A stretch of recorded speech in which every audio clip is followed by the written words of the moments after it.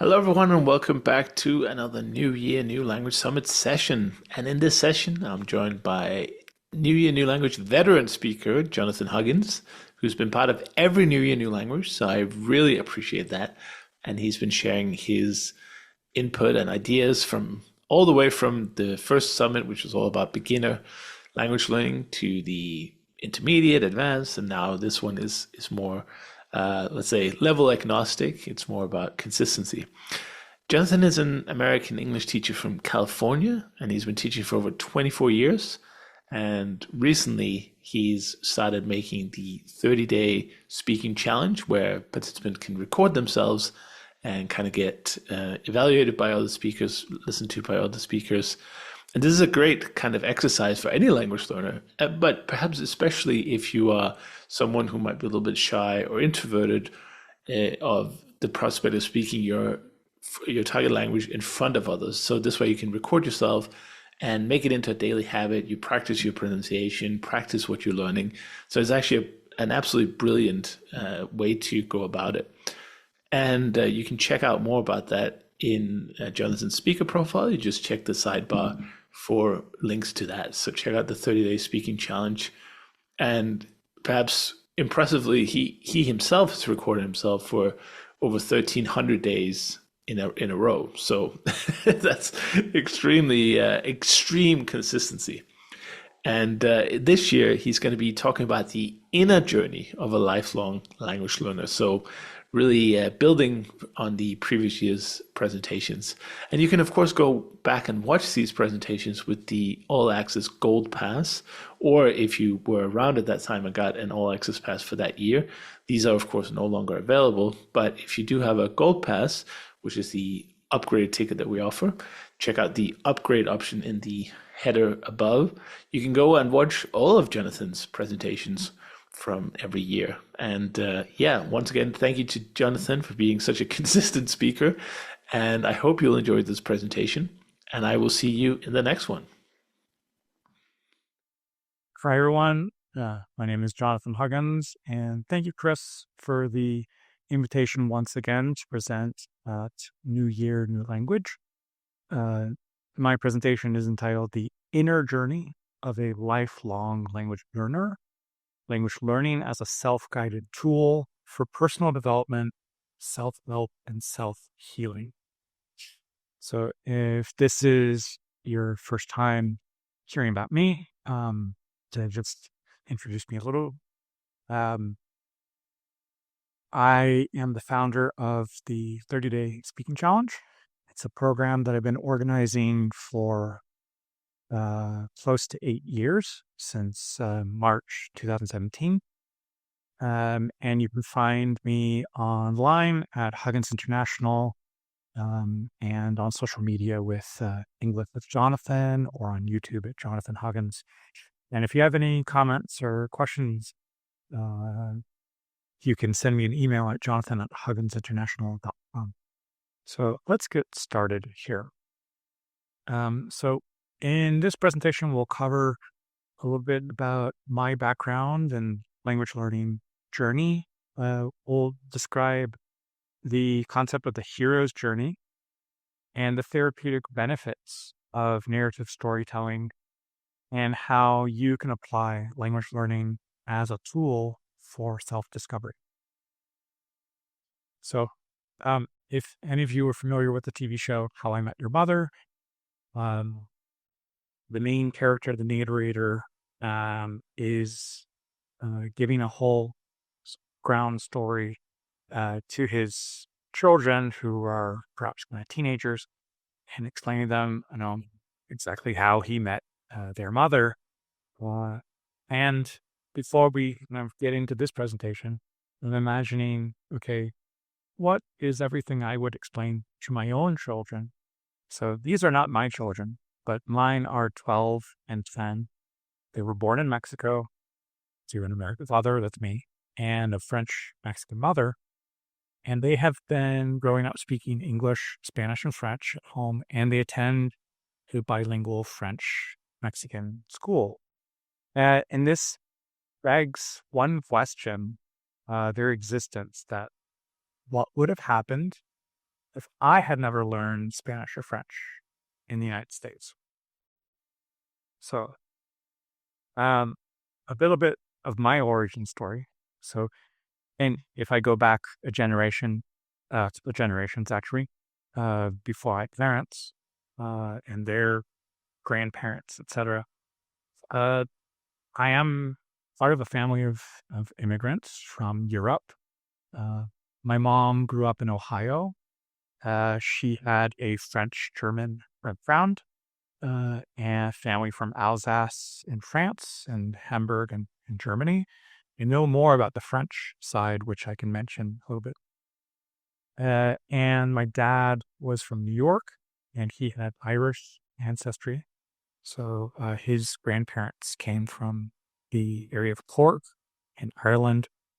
And so all of those European family members ended up in New York, which, if you know the history of the United States, there was a lot of immigration going through Ellis Island, and there are documented signatures from my great great grandfather in Ellis Island, like in 1886. So I do have some history of my family background, and in New York is definitely a an entry point for my family. And from the 1880s, my dad's parent born, I believe, in the early 1900s. My dad in the late 1930s, and my mom, when she finished the university, I believe she told my grandmother that she wanted to join the Peace Corps,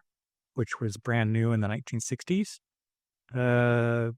My grandmother was a bit reticent, and decided Broadway in New York would be a perhaps safer option. So my mom went to New York, and she met my dad there.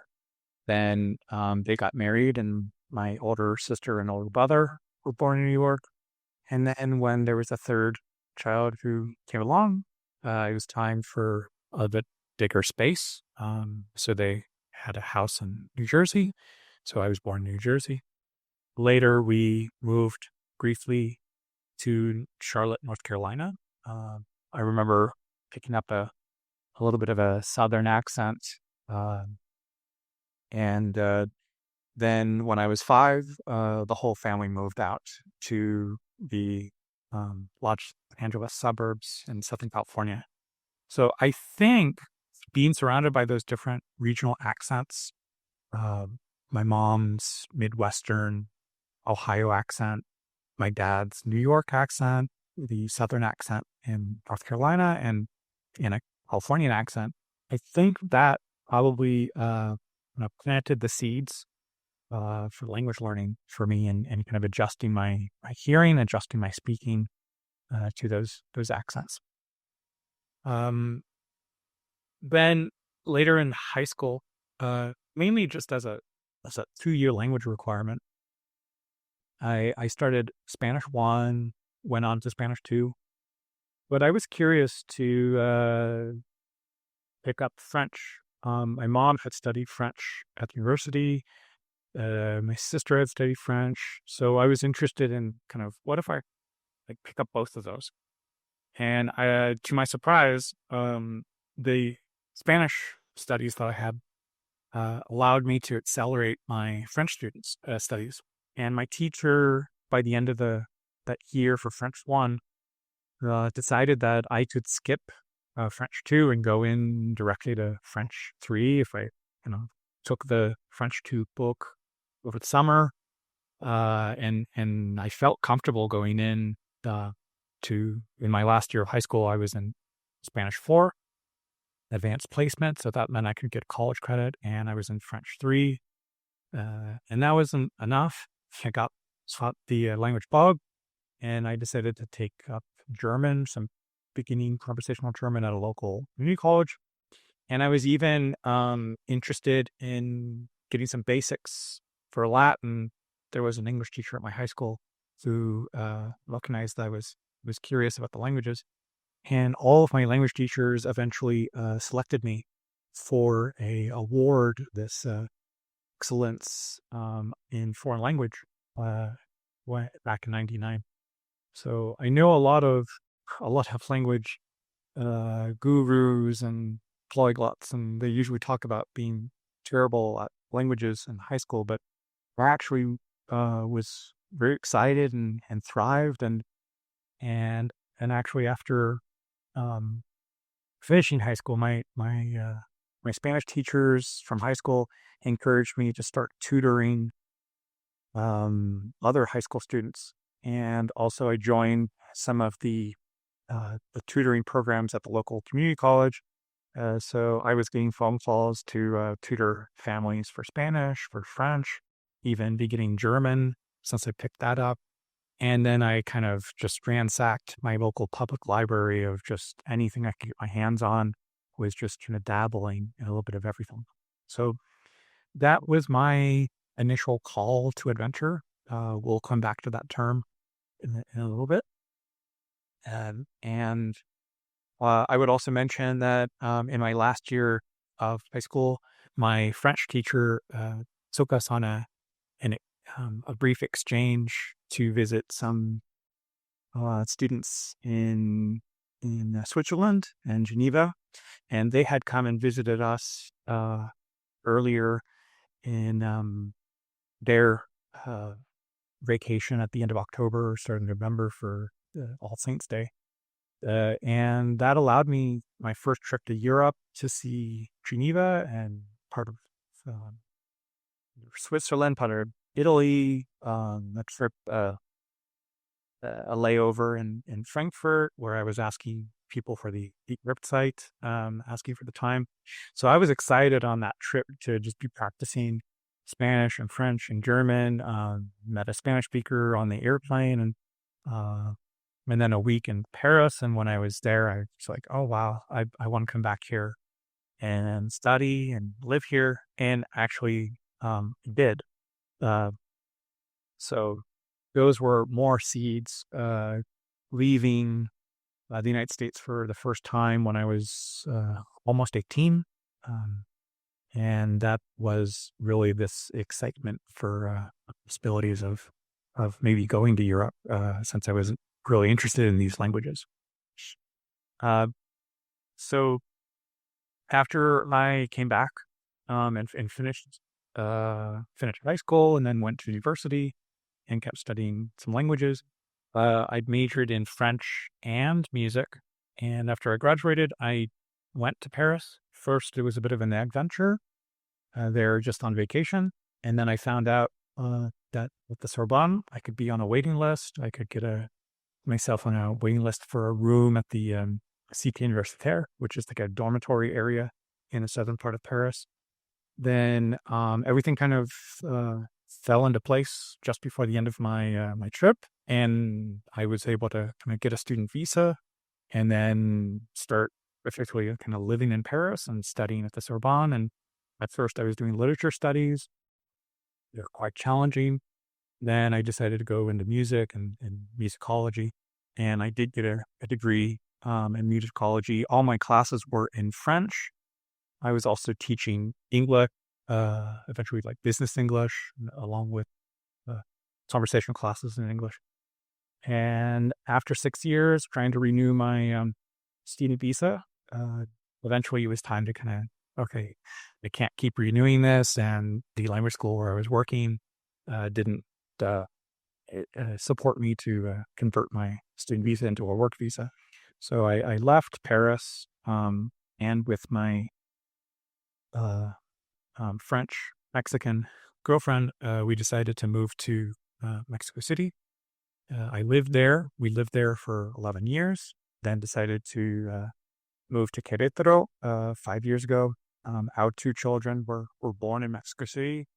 And so overall, this kind of language learning of Spanish and French and other languages, it has definitely allowed me to live abroad, to study abroad, to start a family in another country, and start raising children speaking these three languages. And at some point recently, I'm kind of questioning a little bit my identity, as those 21 years of um, my childhood and elementary school, middle school, high school, university uh, is like fixed number of years since I left the United States when I just after graduation when I was 21. And since then, I've spent more than that, 22 years abroad. And so you can kind of see a little bit of more or less a percentage here of it's now between France and Mexico. It's kind of like 51%. It's starting to get a little bit more of time abroad than my time back home. And I kind of question like, who am I as an American living abroad, and what stories and what do I share with my children about kind of their cultural background and identity. And sometimes I even wonder like, okay, what what might have happened? What would my life be like if I had never studied languages? If I had stayed in the United States and perhaps stayed in a perhaps a monolingual environment. So language learning has definitely transformed my life. There is definitely a first half of my life in the United States where I started planting the seeds of being curious to learn languages. And then this adventure, which has been abroad and um, living with those languages, traveling and teaching people in those countries, teaching in France, teaching in Mexico, teaching in the United States as well before I left, and now teaching online and helping people from all around the world with language learning, coaching, and and preparing for exams so they can also study and move abroad or already live abroad. And so this transition as a hero of a language learning journey into a mentor, a guide, a teacher, a coach.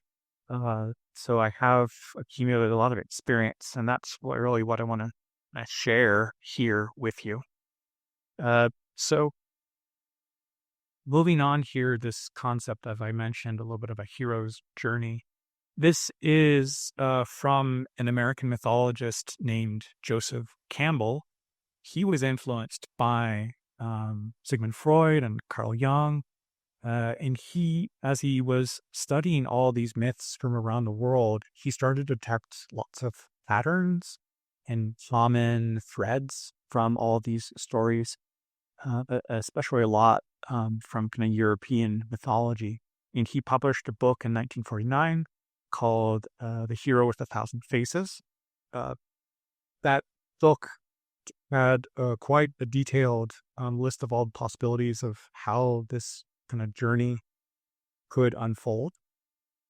Since then, this concept has been adapted and retold by other authors and other researchers. And so we'll look at one adaptation from Christopher Fogel. And in Hollywood, this has been used quite often for the three-act structure of action hero movies. So Christopher Faulkner, in his adaptation, has listed this as these 12 steps of the first. We see a hero in their ordinary world. There is some invitation, some call to adventure. At first, they refuse. They realize this might be dangerous. There might be some insecurities, some fears that are holding them back.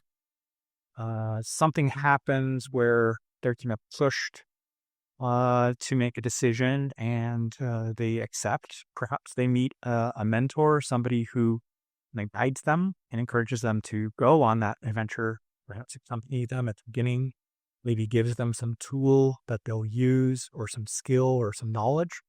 Then they cross over from this ordinary world into a special world, a new world.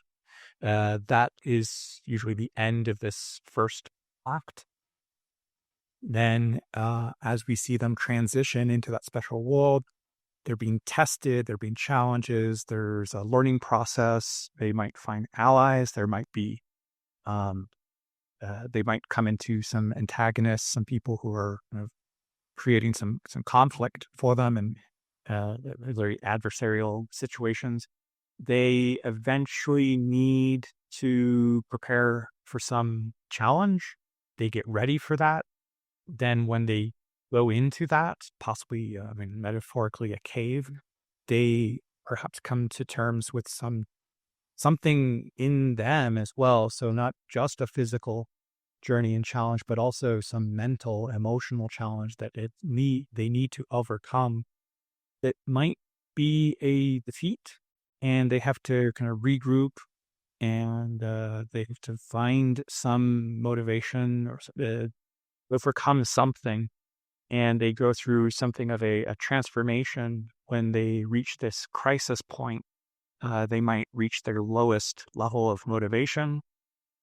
And then from there, um, they are able to kind of overcome that. And as they gain some reward and they start to head back home, it's not just a safe journey yet. There are still some conflicts and maybe a final challenge that they have to overcome, reaching the climax. And from there, they, defeat their biggest antagonist, and they come home with some knowledge, some, as here, what's called an elixir, that something that can be shared home, and bring, peace to the world, or uh, some anecdote, or some cure for something will help other people, or some knowledge that they can share back home. So this journey will have been in vain if they didn't learn something from that experience. And that's overall the hero's journey. And so applying this, looking at this in that 3-act structure, that ordinary world, call to eventually refusal, meeting a mentor, and then crossing over this first threshold. Then this initiation in about second into the special world, being tested, finding allies, confronting enemies, discovering enemies.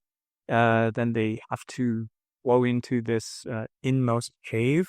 It might be figurative, it might be inner, that they have to come to grips with something that's holding them back. Then they overcome that, they gain some reward, and then as they are heading back, there still is some final climax to overcome on their way home. And if we look at this with the movie Star Wars, because George Lucas took a lot of inspiration from Campbell's A Hero of a Thousand Faces, and he applied these concepts when telling the story of Luke Skywalker. And so we see him in his ordinary world on Tatooine. He's a bit of a farm boy working with androids with his aunt and uncle. With these two new droids, R2D2 and C3PO, he discovers this call to adventure from Princess Leia. He doesn't know who she is yet. The droid goes to seek out Obi-Wan Kenobi. That's the meeting with the mentor. He tells him about Luke's father, gives him his lightsaber, and tells him when they see the message from Princess Leia again that he should accompany Obi-Wan to Alderaan. And at first, Luke refuses and says he can't, and he has to work with his aunt and uncle on their farm, and so he has a lot of anxiety about not being able to go. That's not the right moment, so he makes all these excuses or has all these insecurities. Yet then they realize that his aunt and uncle are in danger, and he goes to check on them, but realizes it's too late. And so there's nothing holding him back from that call to adventure. He accepts that call, and then he crosses over to this threshold when they go to this spaceport, and meet Han Solo and his mate Chewbacca, and then they leave and they head to what they think they will be arriving at in Alderaan, but they discover the Death Star. And when they're there, they find out that Princess Leia is trapped there and that they could perhaps rescue her. So these are forms of tests, and the allies and the enemies, the stormtroopers, Darth Vader, they prepare to rescue her, and then they do rescue her, but they undergo other setbacks and obstacles and challenges. And then finally, some big ordeal crisis here is when Obi-Wan confronts Darth Vader, and in front of Luke Skywalker, dies, and Luke is stunned. They escape from the Death Star with the princess, with the plans for the Death Star. They return to a rebel base with these plans. They prepare for a final battle. There is the Death Star battle. There are a whole team of these X-Wing pilots, and one by one they are um, killed in battle, and it comes down to just Luke. And Obi-Wan tells him, okay, trust the Force, trust your training, trust this. And he puts away his tools, the guidance systems, and then he's able to defeat the Death Star. That's the moment of the climax, and quickly the resolution is there's this medal ceremony at the end of the movie, and that's this whole hero's journey arc in brief. So yes, sorry, there are spoilers in that. I should have mentioned that before, but this is an old enough movie, and it's been quite a phenomenon these past 40 something years of that story, and how it's gone on to the other movies and the beyond the trilogy, the all 9 movies, etc. But this particular movie does follow that 3-act structure and these plot points that we can see in there.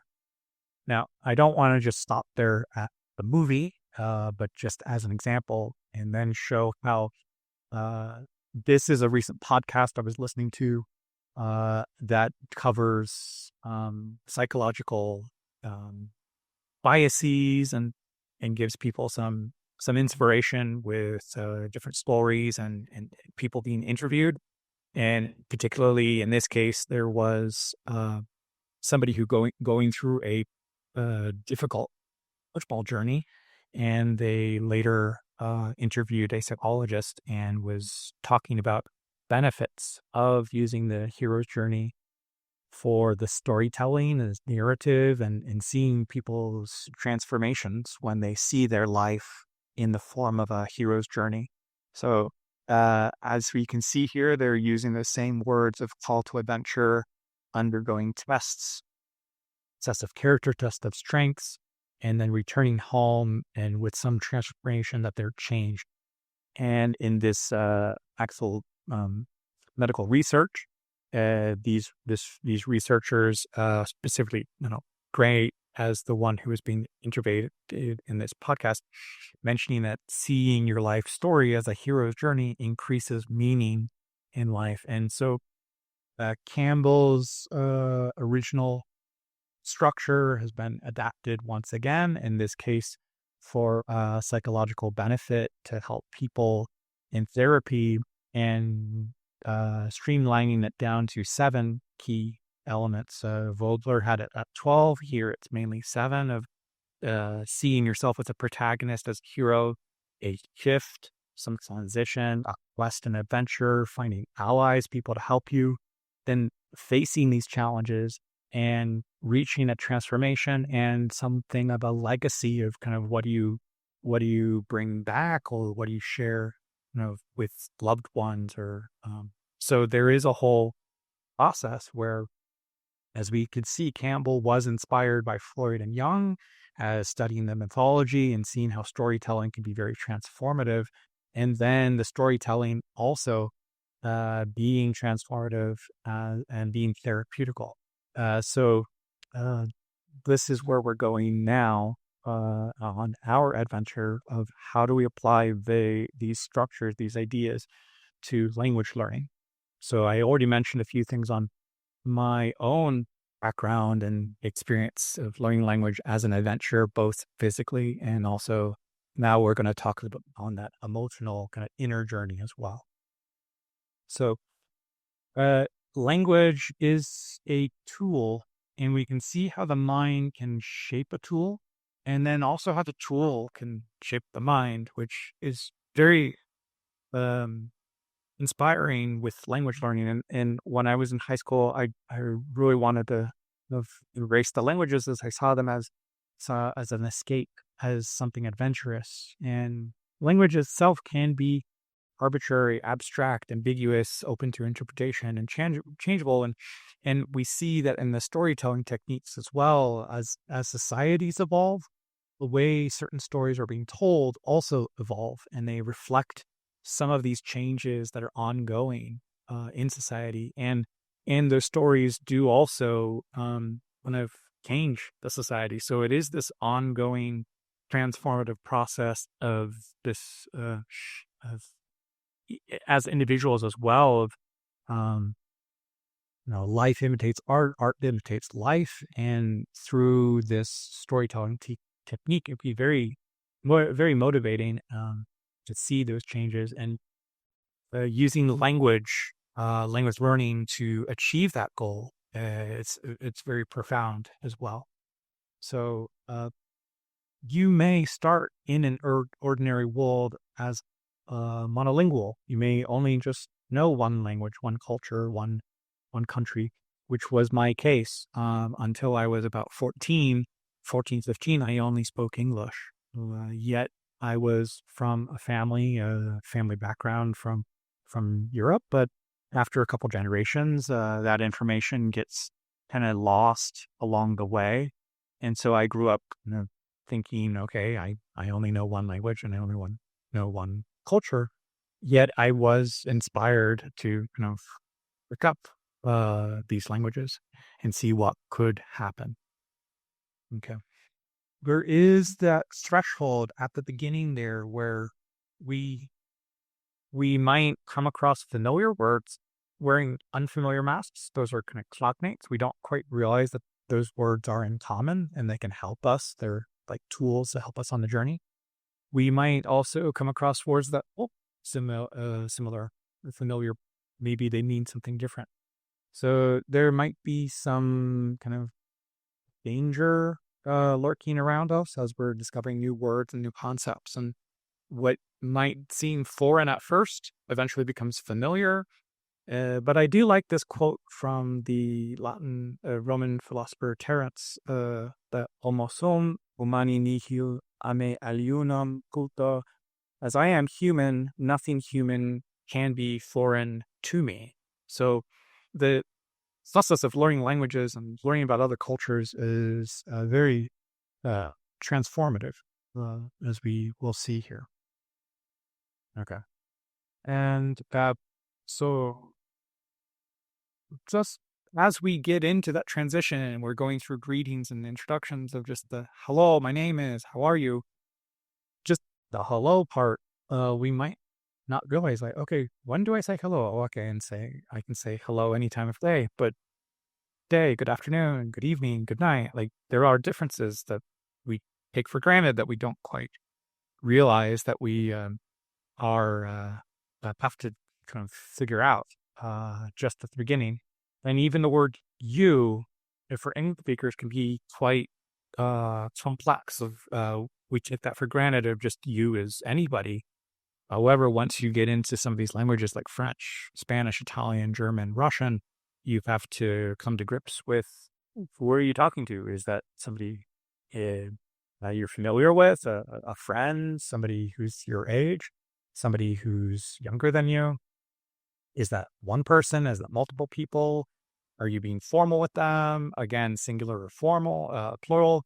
So it gets quite complex very quickly, and it's almost like trying to order coffee at some cafe that has 20 options, it can be very overwhelming at first. So that transition can be an obstacle for immersing ourselves in the language, and we might get stuck in that initiation before we get familiar with these differences and start to navigate our way through those differences. Then there might be these stages of culture shock where it is new, it's exciting at first as a honeymoon. Then we take a step back and go like, no, this is frustrating. I don't like this. This is complicated. This is too detailed. We might take that step back and be dismissive or be defensive, where we start to think, my language is better than this. It makes more sense in English how we do things. That's also, sort of that culture shock. I've gone through that living in Mexico, living in Paris. Now, it's things are more familiar, but I do remember those initial experiences where I was a bit taken aback and confused, realizing why do we do it that way, or why do you do it that way? So eventually I adjusted. I realized, things were not quite as complicated, quite as scary. I got familiar with the differences and started to navigate them, and finally I started to accept them and recognize that, okay, being non-judgmental, things were neither better nor worse, just different ways to approach the world. Okay. So I do see some people kind of stuck in that frustration stage before kind of really immersing themselves in the language and letting themselves kind of go from the kind of getting their feet wet to immersing themselves and getting into the deep end and kind of just going through that language immersion. Okay. So before accepting that call and crossing over, we don't realize that language acquisition process as a child, as a baby, and we don't know the names of these concepts for grammar, linguistics. It's just we took the language without realizing it. Yet once we become familiar with a new language, we now have some point to compare and contrast. And little by little, this new language is like a window or a lens or even a mirror to kind of see the world or see things from a different perspective. And maybe that mirror reflects back our own concepts in the language, or even our own identity of as a language speaker, and realizing, okay, maybe I'm not right. I'm judging other languages, other cultures from this or that perspective. So I particularly enjoy learning the languages because I can see the world from different perspectives, and I can embrace some of those differences and see things a bit more objectively. I feel like if I was only in a one language, one culture environment, it might be a bit more subjective. So getting those different languages, different points of view gives me something a bit more objective. I can compare and contrast people's different perspectives and even the language concepts as well. I do recognize as a teacher, as a coach, lots of students can be stuck at the beginning. So a lot of these excuses that I hear, these like, I don't know how to start. I can't. I'm not smart enough. I don't have enough time. I don't have language gene. I'm not good at languages. I'm too busy. It's too hard. It's too expensive. I failed before. What if I fail again? What if I sound foolish? What if I make a mistake? What if I forget words? What if I never succeed? So there's all these threats and fears and insecurities, and the mind doesn't like really being pushed out of the comfort zone. And some of these things are trying to keep us safe, yet we need to kind of get comfortable with discomfort, or as one student told me once, of kind of going into my zone of discomfort instead of getting out of my zone of comfort. So there are limiting beliefs, scarcity mindsets, perfectionism, shame, incompetence, inferiority. these past failures that seem to stop us, and it's basically all of this just holds us back. So we need to be aware of that, and still, like, it's not just ignore that fear or try to hide the fear, but it's to feel it, acknowledge it, and do something anyway. So the brave, courageous heroes are not exactly hiding from fear, but they feel the fear, they cross over, they accept that flaw, they recognize that this thing might be a little uncomfortable, a little bit dangerous, and but they trust somehow that they'll figure things out. And I think in the language learning environment, sometimes we get held up too much by those insecurities. Yet there's so many rewards and so many great reasons to overcome them, and we need to remind ourselves of kind of why are we doing this, why are we interested, why are we curious, and those rewards need to outweigh the fears that can hold us back. So uh, we are held back in that comfort zone. And so in the storytelling, we see that these binding chains or links, they must be severed. So for Luke, it was that life on Tatooine that was no longer safe. He needed to escape. He had nothing holding him back anymore. And in some other stories, we see that doing nothing is not an option. That there will be something eroding if we do nothing. And I remember a conversation between Chris Broholm and Lindsay Dow, and they were discussing the language learning process, and they reached a very fascinating conclusion, which is that if nobody learns a language to just keep the status quo, we want to learn something new. We want to be better people. We want to have these new experiences. So doing nothing, like refusing the call, is not really instinctive for people who want to learn languages and improve their lives. So not learning it.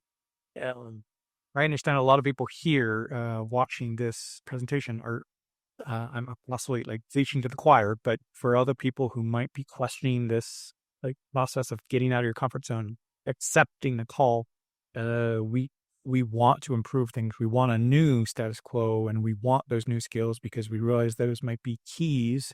Eventually, will open doors to future opportunities. If I had not learned Spanish and French, I would not have moved to France and studied in Paris. I would not have moved to Mexico. So those are opportunities that I've had thanks to these languages. And so we have to let go of something, and that's when the adventure can begin. Either kind of physically, moving abroad, traveling, and also mentally, kind of what is it that we need to let go of? Maybe a mindset, maybe a limiting belief, etc. Yeah. When we refuse the call, like, or we're not on that adventure. So we have to realize that, okay, wherever we are right now, that's enough. We have enough right now to get started. We don't need everything. We don't need all the time in the world. We don't need all the resources. But we can start today. We can start small. And so these ideas, not enough this or too much of that, these excuses are holding us back. We'll figure things out. Like we need to develop some trust. And if it's be a guide, a teacher, or a course, or a book, or something, there's so many resources that exist online today. This summit, for example, is a great example of lots of guides, people who can give you information and these presentations of how to overcome limiting beliefs or using skills and techniques that can help you along the way. So it's never too late to start or start again if you felt stuck or if you reached like some intermediate plateau and you're like, oh, now what? So discomfort and growth are intrinsically linked. So if we avoid discomfort, we're avoiding growth. If we embrace the discomfort, we possibly embrace growth opportunities. So that's something I hope you can take away from this process of the call to adventure, refusing that call, overcoming these insecurities and fears and doubts, and going, okay, I'll figure things out. I trust that. Okay. So progress can start small. Doesn't have to be these big wins one after another. And I think some people who expect an instant overnight success might be in for a rude awakening. But if you are patient and you can develop patience through this process, you will see small gains over time. There might be ups and downs. It might not be linear. It might be cyclical. We might go back and forth reviewing information. We might not pick everything up the first time. It might be 60, 70% retention. We might have to go back and review. Those are opportunities to kind of really hone our skills. And these 4 stages of competence where we don't realize how hard something is, then we do become aware of that. We need to concentrate. We need some guidance. We reach that level of conscious competence where we can concentrate, we can focus, we can do something. It's when the teacher is there, when the guide is there. Eventually, these things become a bit more intuitive. We internalize the information about the language. We don't have to think through those rules and the words, and we need the translating tool. We need the dictionary right there. We eventually can trust our intuition and do this in an automated way. And I also mentioned this to a lot of students about, like, how did you learn how to drive? Eventually, this process becomes where you can kind of drive on autopilot without realizing you're doing it. And with a language, it is that process. And eventually, there's maybe in a 5th stage where we can do this in a stressful situation, such as an exam. I do a lot of teaching with the TOEFL, the test of English as a foreign language, and I highly encourage students to kind of do this test, the mock test, to build up their stamina, build up their concentration, build up their energy, so they can, when they get to an exam center, a test center, they can perform under pressure and not question their competence. So there is a possibility where you need to kind of really dig deep inside of what's holding you back. And language learning is a way that you can achieve this with a lot of introspective questions. I do a lot of journaling kinds of vlogging and discussing ideas in different languages and seeing what does that reveal about me? What does that reveal about my knowledge? Where do I need to kind of change and improve? And so as you are on this outward journey of language learning, traveling, there's possibly an inward journey where you are of confronting fears and anxieties, and maybe that there's perfectionism where you're not comfortable with things being imperfect and that there are mistakes, and trusting yourself that it's okay. It doesn't have to be perfect. So there might be some dragon you have to face. And what is it that is that thing that's deep inside that can be kind of affecting you? When I moved to Querétaro, shortly afterwards, there was the pandemic in 2020, and this was very challenging. I can think for everybody around the world. And I had to go through a lot of turmoil, family turmoil, and the language learning was a rock for me. I was able to kind of do something daily to stay sane, to do something for language learning. In June of 2020, I started with a new decision to vlog every single day. And since then, I've been able to reach over 4.5 years now of vlogging every single day in English, Spanish, French, German, Italian, and Russian. And I can definitely see the progress through that process. So every day I'm speaking, every day I'm practicing and reporting myself and checking kind of what can I do better. So that has been like the process, the journey of questioning, how can I improve? How can I improve? And fortunately doing that has helped me tremendously to overcome a lot of these things, to like get out of my cave, actually, in a way. So this ordeal this like really dark moment, like I mentioned, of the 2020, and uh, that some people can feel defeated, some people can get really frustrated and want to give up. And when we see the hero's journey in movies, we see the characters kind of almost really defeated, and they have to go back home or they have to find some safe place. And they are reminded of why is it that they went out on that journey in the first place? Their call, their motivation, their purpose, their why. And suddenly there is this welling up of like power and motivation and desire and force that comes out of them, and they are ready to, with that transformation, to kind of go on to this next third act of their story. And for students that I work with, this character who's at the bottom, just as this image is called, like 10 feet from gold, they're ready to give up. I see this on the TOEFL where they need a 26 on speaking and they got 24. I got 25, or they need 100 total on their point of 120 and we got 98. And it's an expensive exam and they're feeling frustrated and they're getting close to deadlines for submitting their scores, and they feel that just giving up and just this is impossible.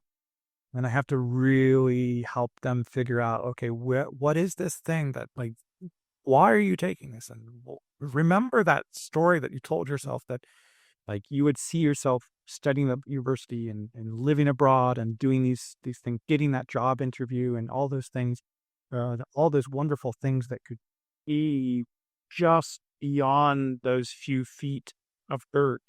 This image has been very transformative for so many students, where this character on the top is just go, go, go, go, go, and just does not stop and does not let any of these fears or setbacks or obstacles just get in the way.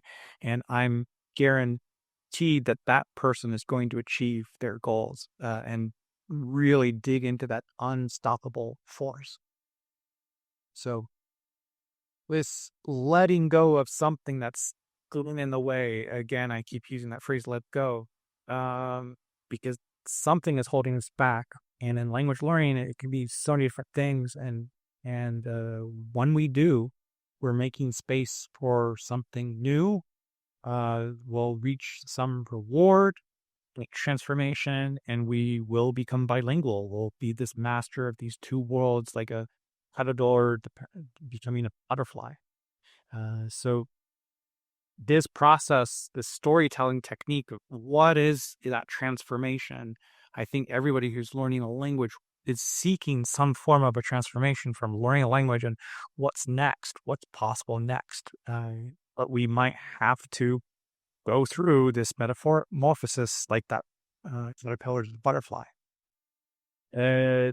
Eventually, I would say, as I've been making those recordings on a daily basis and it's become a lifestyle, it's not a destination anymore. It's that the journey itself is ongoing and rewarding, and like pilgrims on the Saint Jacques de Compostelle, or El Camino in like the north of Spain, south of France. That it's the experience, it's the journey itself and the transformation on that people want to go on that experience. It's not just to get from point A to point B, and when they get to point B, it's over.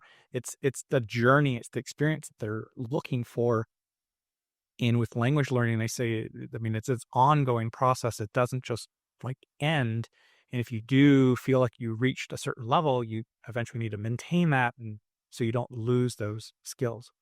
So learning is never finished. It's never over. It's never done completely. There's always more to discover, more to improve, more to enjoy.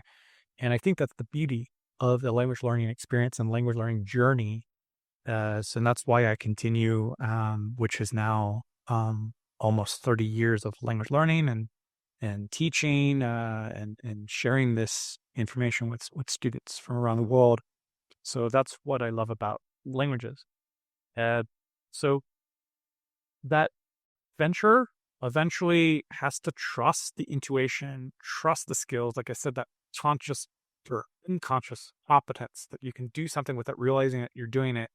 And we often see in some of these adventure movies Whereas a novice character who you overwhelmed with tools and all kinds of gadgets that they feel unsafe, they feel insecure without those things. They're a crutch. And kind of one by one, those things run out of battery, get lost, break.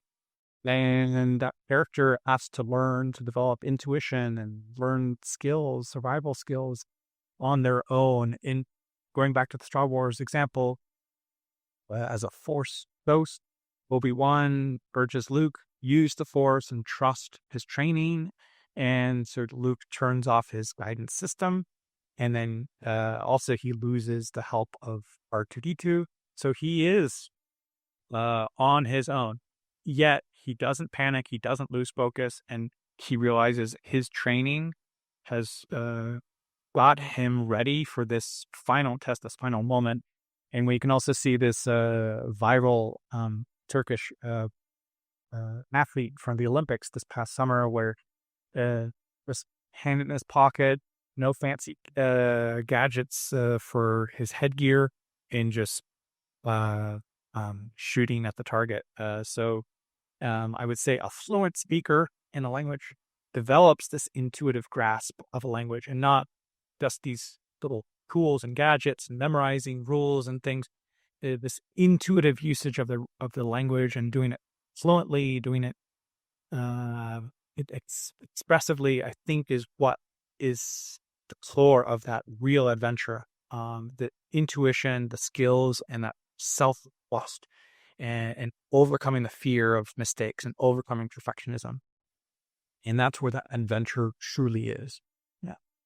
So for some students, going to a final language exam, let's say the TOEFL, the IELTS, or anything else, or arriving in a new city after years of studies, or having some experience, that can be that test that really puts us into the moment where we're using everything we've learned, everything that we've mastered, and we realize, like, I am more powerful than I thought. I'm capable of so much more than I give myself credit for.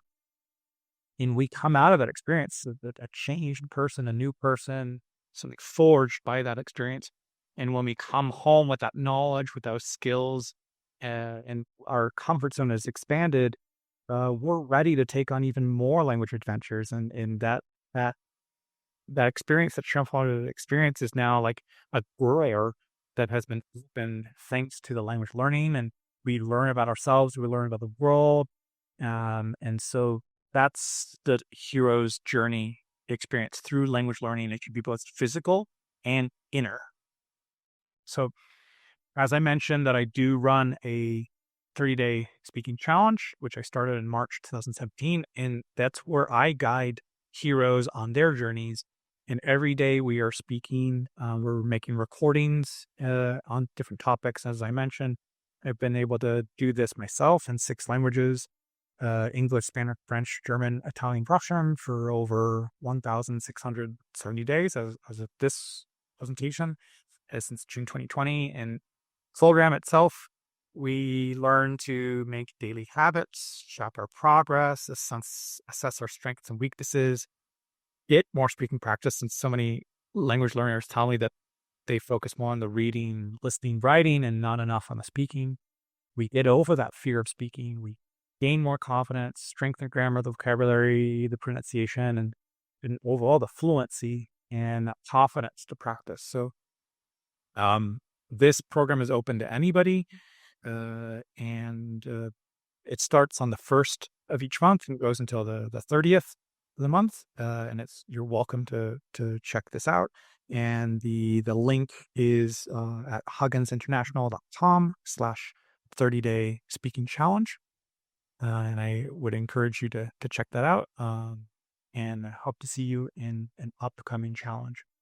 So overall here, just to recap, the lifelong language learner can undergo both a physical and inner journey to discover a new language, a new world, new culture. But you must kind of call into question some of these inner fears, inner conflicts that might be holding you back. You will go through trials and challenges and tests to develop your skills and be of